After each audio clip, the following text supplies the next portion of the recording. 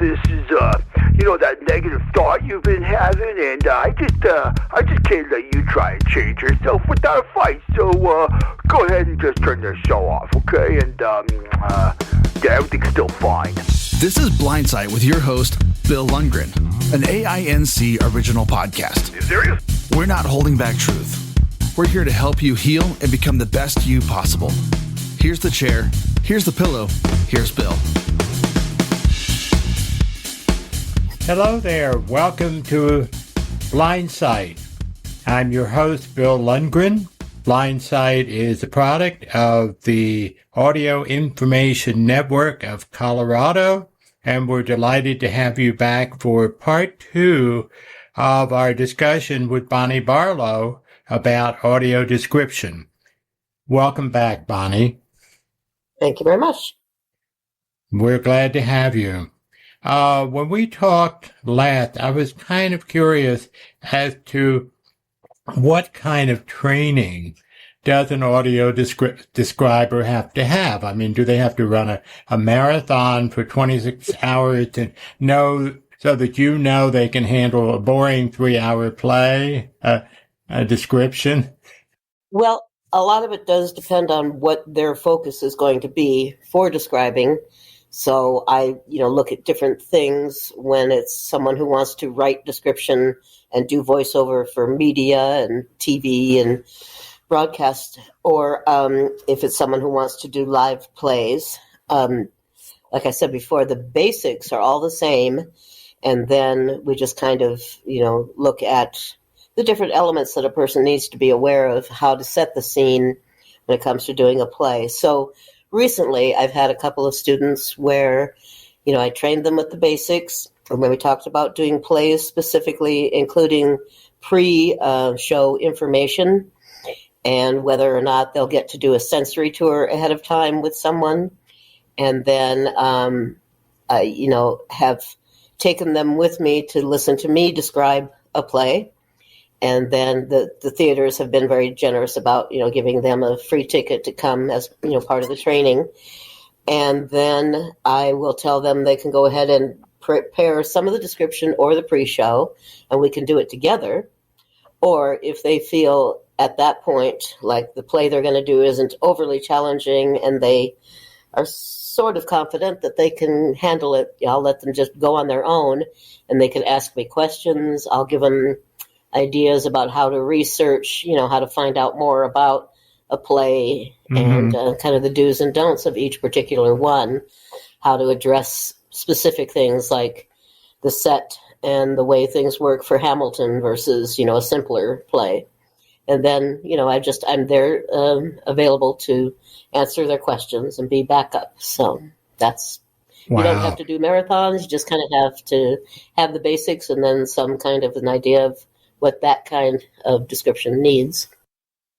Well, do you have them write out a sample description so you see it, what their thinking is, and what they would, or just not writing it up? Because for plays, now if it's for doing a show or something, yes, I'll show them how to do the formatting for writing description, and they have to where the timing is in the media where they want the description to fit. So we'll do that way. But live plays are done more spontaneously.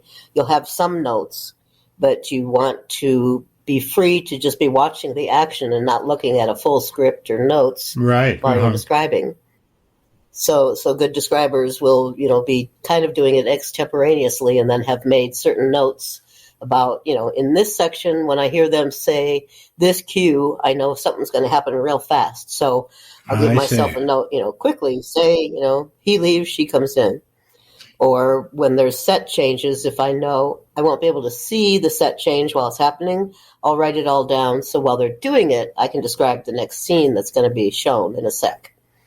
So it's sort of specific, approaches like that work best.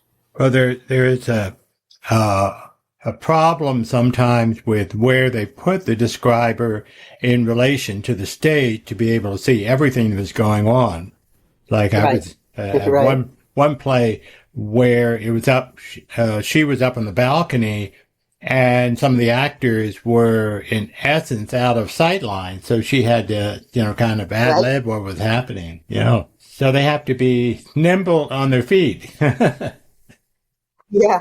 Well, that's one thing that you can prepare for, when you're previewing, is anytime you notice something that might not be, seeable by you when they're coming in from the, doors or a certain exit, that, you make a special note.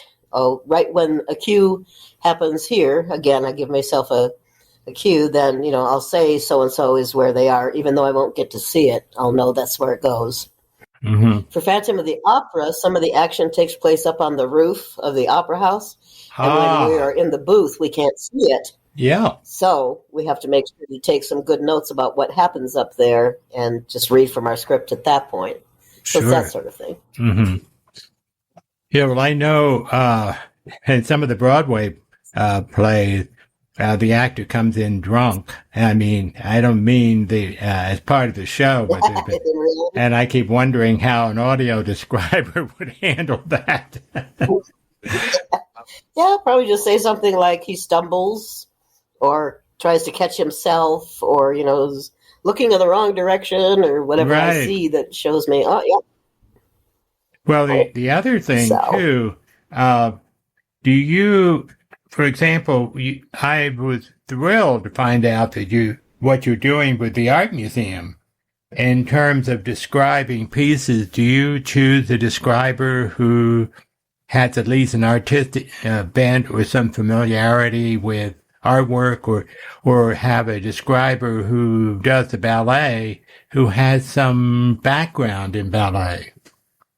Or is that asking too much? Right, good question. Specifically for the art, it is good to have someone who knows some things about art so that they can apply them in their description. We don't have to, have an art degree or even know that much about an artist, but we have to be able to use some of the ways that artists express themselves in our description. So when I'm looking at a piece, I'm just describing exactly what is there. So I might say first what the size is of the piece. Then I might say it's in it's oil on canvas. It's very deep, bright, colors. Or if it's more pastel and washy watercolor, I might say that. And then I'll say, like the perspective, perhaps. So our in the foreground, we see certain things, and then smaller in the background, we see other things. And that gives us a sense of distance. So I just kind of lay out the composition and the basic elements. And then, again, you'll set the stage for what people will see in their mind's eye as they hear the subjective information. So that's basically what a person does. So it helps to kind of know those things.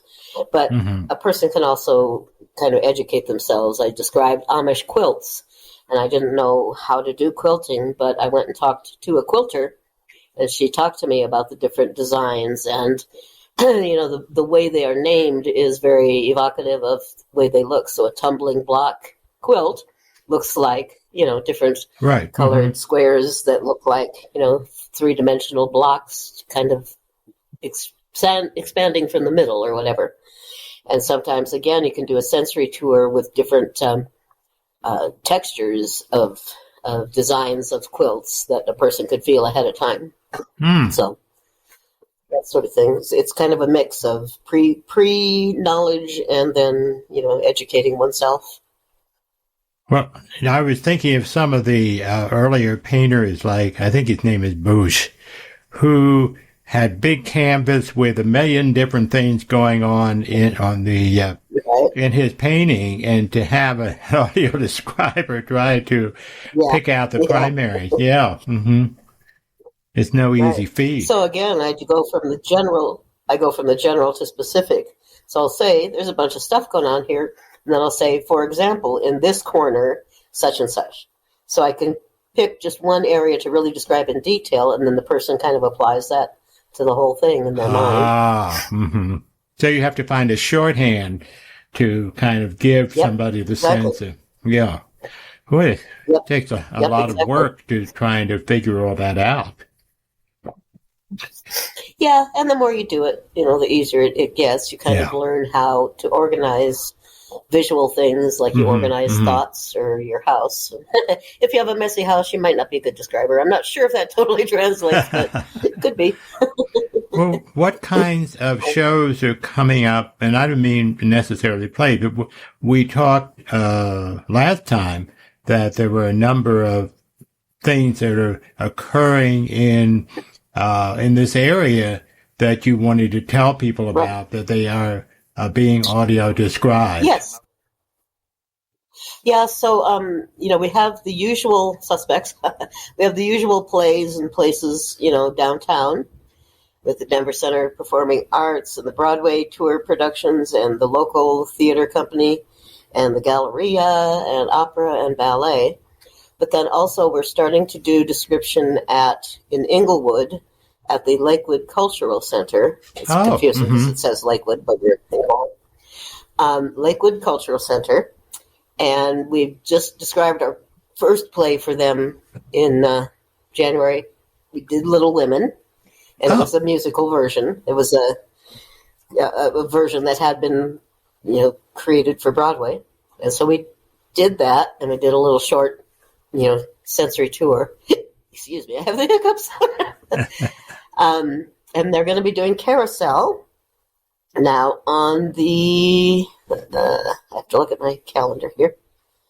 One thing, Bonnie, what the DCPA has done is have one performance of every show that is audio described. Is that what most of the theaters are doing? Yeah. Yes. So the person who wants to attend would have to call the venue and say, okay, when is the accessible performance? Yes. And hopefully they're available on that day. Or no, we'll send.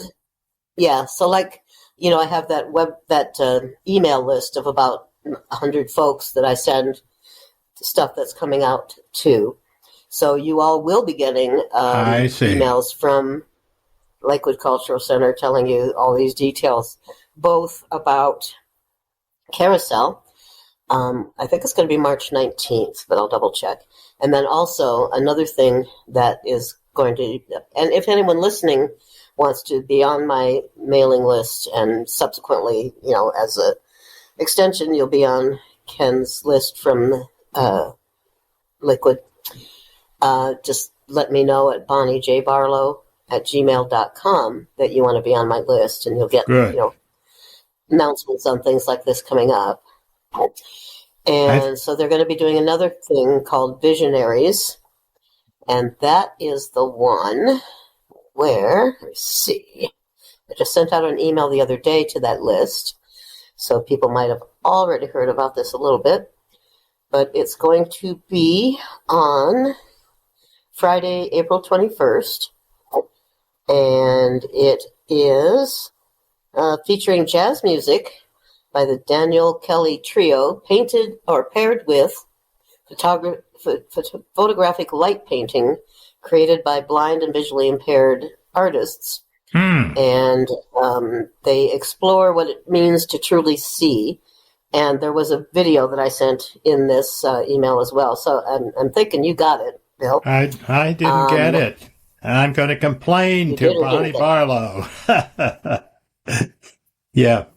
Yeah, if you could check your list to see if I'm on it, because I haven't gotten anything for a while. But anyway, that's my personal business. But okay, what else? What else? So here, let me just say a little more about it then. Yeah. So so Friday, April 21st, 7:30 p.m. It's basically some photographers, a collective, and they're gonna. What they do is light painting, where they put subjects in a dark room, they expose film, and then they move lights around their subjects and things, and so the film picks up the light and the little bits of the subjects that are highlighted at different times, and it creates what's kind of turns into a sort of abstract, unusual kind of ghostly sort of image sometimes. And what they're going to do is they're going to talk about some of those that they'll be doing, and then they're going to do a creative or a actual photograph of the whole audience that will be created at that time with the same method. And so there will be some pieces outside in the lobby that I'll describe, and then the rest of it is described pretty much by them. So it should be really cool. It sounds it. So I'll be sending out more information. Mm-hmm. So April 21st, 7:30 at the Lakewood Cultural Center. Wow. And they also right now have an exhibit that's there that's got some visually impaired, accessible pieces. Mm-hmm. So people can go to that even now. Right. Okay. Now, in terms of the artwork at the Denver Art Museum, they would have that pre-recording whenever they do a description available whenever anybody goes there. What's the because I know everybody trying to keep costs down, and they try to they're just not sure at how many blind people or people with blindness are going to show up, so they try to get the maximum out of their describers.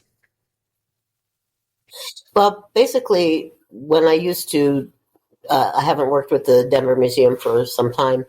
When I did, we did them in person. But now I don't think they have anything recorded specifically for audio description. I think they have a recorded tour that's general. And general for the museum in general. And then they have certain days where they'll have some pieces that are available for people to touch, and different like sensory bags or whatever. But you kind of have to prepare for those and go on a specific date. So you just have to specific day, contact the museum. I personally don't think it's optimal. I think it would be better to have an available described, tour that's for the blind that even could include wayfinding, which is what we did for the Smithsonian. You actually record where they go and where they plug in their device next and what choices they have. Oh, yeah. Okay. Mm-hmm. Yeah. So that's like at the Smithsonian and other museums, but they aren't doing that at Denver Art Museum. So they just have a couple of adjunct things. So you'd have to check with them.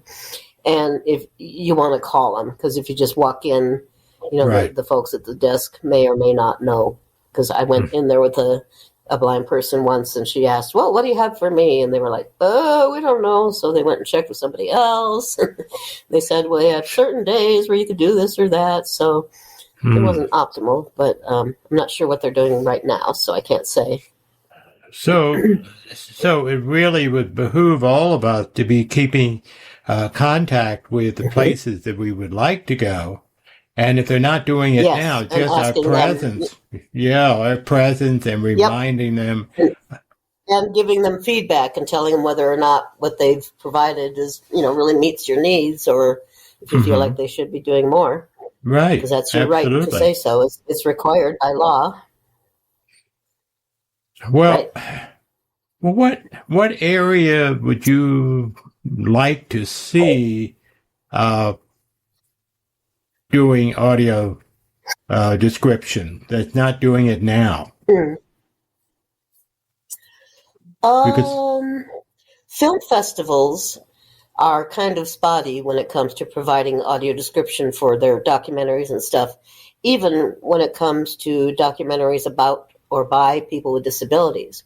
So I've worked with the Real Abilities Film Festival when they've started doing them in the last 2 years at the Jewish Community Center, Meisel Arts Center. And so they have specific days. They have films that I get ahead of time, and I can write a description for if they don't come with one already. Because not all the films do come with it. Some of the people who've made these films weren't sure how to get description added yet, or they may have gotten some that was kind of minimal, but not really, really descriptive. So I kind of assess what they have, what they might need, and then I can either record it, or this year what they had me do was come in person at each time they were showing the films. I brought my equipment, and any blind people in the audience would wear the headset, and I would describe it live while they were playing the movie, and only they heard the description, but I used a script because I had seen it ahead of time. So it was kind of an interesting mix of methods. So I think that more people who are creating films, if they could find more central places where someone can help them with that accessibility, and they find me, but it's kind of hit and miss. But I like to say I want to provide accessibility to the people who are trying to give it, to the community, as well as those in the community who want to use it. So I try to not, charge them too much. I try to give them ideas on how to present it and market it. And sometimes they'll have in person, description, like I said, and then they'll have their films available for streaming. And they can have a version with audio description for streaming and just give, the blind people a separate, code to log in and hear the described version.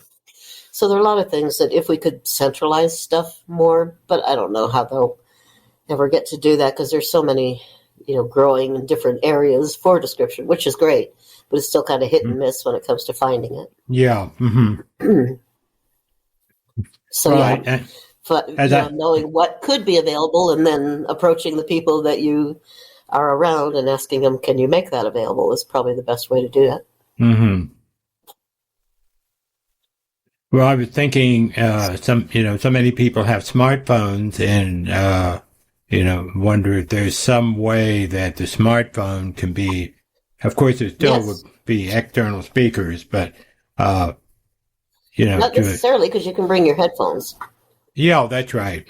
So there are certain apps where either you can get help from professionals or you can even create your own tour of an exhibit or something with an app where you can number the exhibits and you can record your description, and you can even record that wayfinding I was talking about, where you can say, now that we finished describing this one, to your right, by 10 feet is, you'll come up to this next feet. And sometimes these apps, you can print out QR codes and put them around your exhibit, and indicate in the app when they point the phone at it and hit the code, it starts describing that part of the exhibit. So there are a lot of, possibilities that way where, again, if you go and ask them, hey, do you have this? And did you know this is available? And here's the people who can maybe help you do that. That'll all go a long way to creating that access. Yeah. Okay. Well, there was a piece on CPR this morning about outreach to people with disabilities, and even in finding resources to know about hiking, places to hike, and so forth. Right. So, and this is apparently a new app. I don't remember the name of it, but people are stepping up to provide services to our community, and that's it's never, nothing is ever perfect, but at least we're moving a lot farther along, and that was the reason you had to go search me out at the theater, which I appreciate, to tell me about audio description because nobody was talking about it. Right.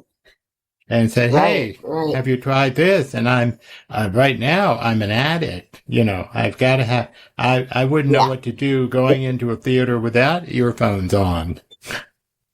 Right. And so, I don't know if you know, but at most movies now in the theaters, those are audio described and they have the equipment there and you just ask for it when you go in. Now, is that in specific theaters or is pretty general? That it's most of them now. Most of them now, okay. It's most of them now. It used to only be specific ones, but now they're all pretty much equipped with that.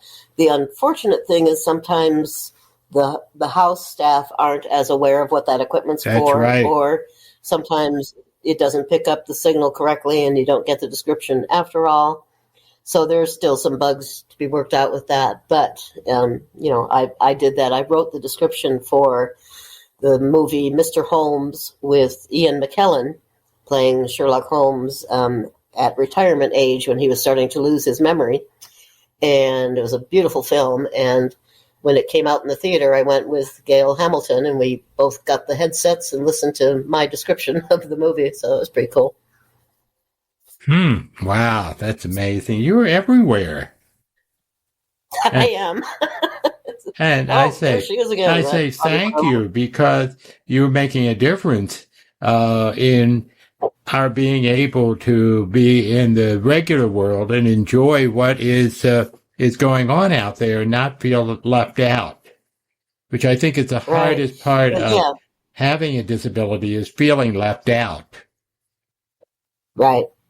And I always say I kind of have a ulterior motive, because I enjoy entertainment so much that I'm always wanting to share it with my friends. And since I have lots of blind friends, I want to share it with them in the best way possible, which is, with audio description. And that way we can all have fun together with watching it. So.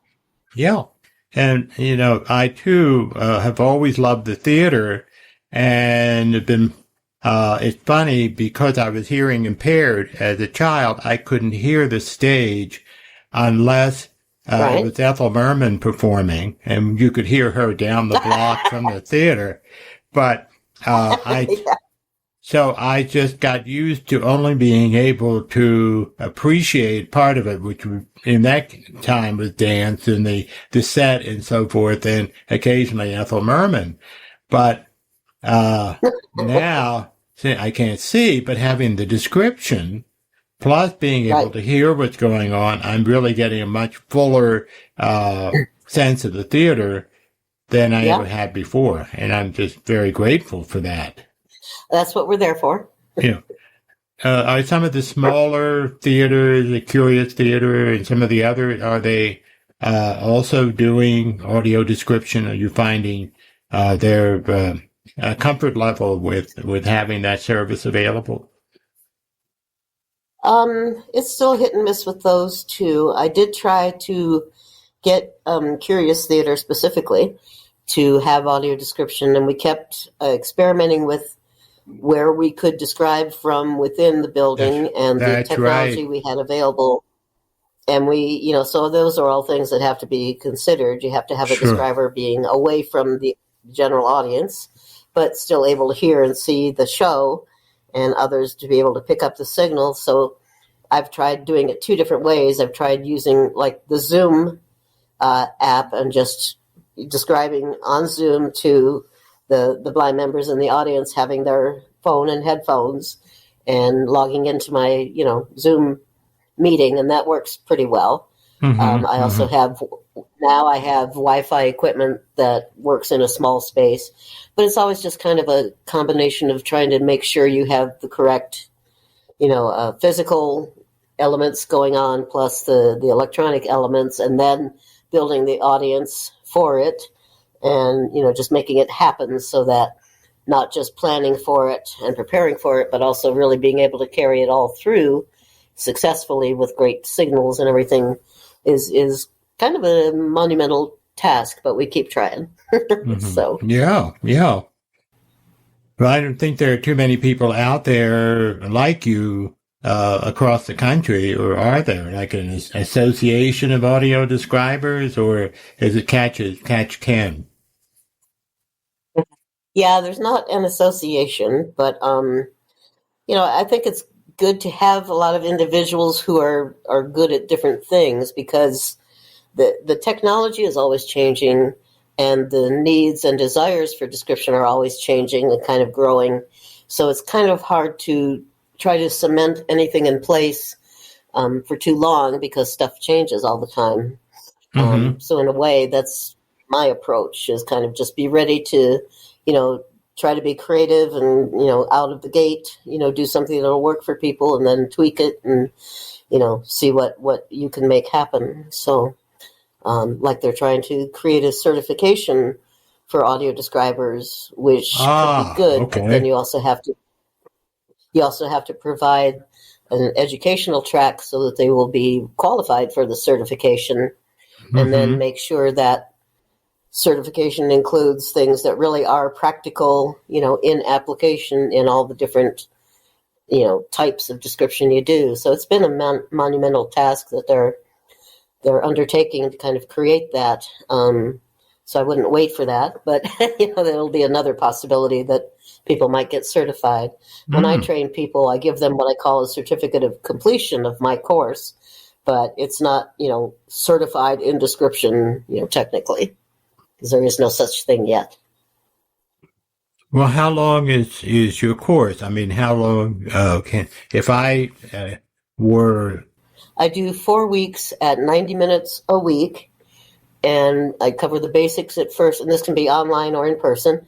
I cover the basics at first, and then we start practicing, and then we focus on what the student's interest is, and then I will give them, I try to give them things to work on that are real, live going on, instead of being just practice with something that's not going to, a movie that nobody's ever going to see or something. I try to, if I'm doing certain work that isn't covered by, non-disclosures, I can have them work on it with me, and then they'll have that as part of their, beginning portfolio of work they could do and the kinds of work.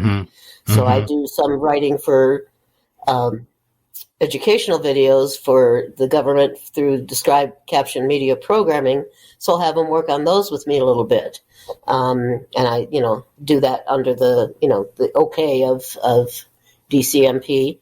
Or I've worked on a couple of parks, national parks projects, like an online repository of like 1,000 videos, short videos of Native Americans speaking about their culture in their part of the Northwest that was in the Lewis and Clark expeditions stopping points. So they take this tent to these different places that they took, the trail, and they set them up, and it's called the Tent of Many Voices. And people would go in and record, small bits about their tribe and their traditions. So the government site that held all of this wanted audio description for all of those. So I took several students who had recently, graduated my course, and we did those all together and got them done within a couple of months. So those are now available on the, what is it called? It's the National Park Service Tent